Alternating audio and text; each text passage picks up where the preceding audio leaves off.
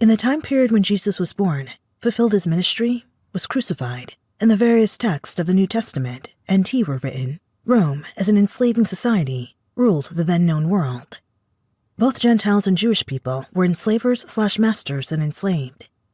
Rome conquered and enslaved peoples, but babies born to enslaved women constituted a significant portion of the enslaved population. People sold themselves and family members into enslavement to settle a debt or negotiate life in poverty. Soldiers were sometimes gifted an enslaved person after a successful military campaign. Enslavement and the enslaved were ubiquitous.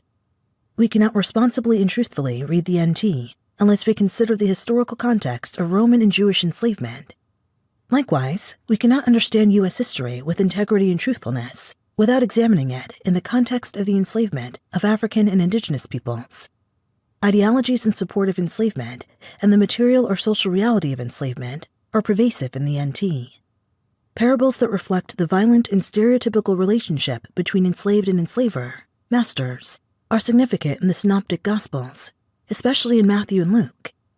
The parable of the wicked tenants and enslaved persons, dispatched to collect the enslavers/masters' share of the crops, portrays enslavers who expect unmitigated loyalty and conscientious subservience, and who violently punish non-compliant enslaved people.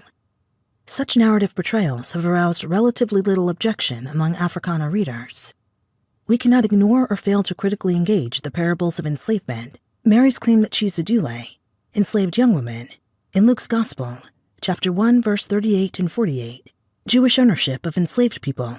For example, the high priest's enslaved girl, Luke chapter 22, verse 56, the Philippian hymn that declares Jesus entered the world as a human being and a doulos, enslaved man, chapter 2, verse 6 through 11, the rhetoric of enslavement through the NT, and so on.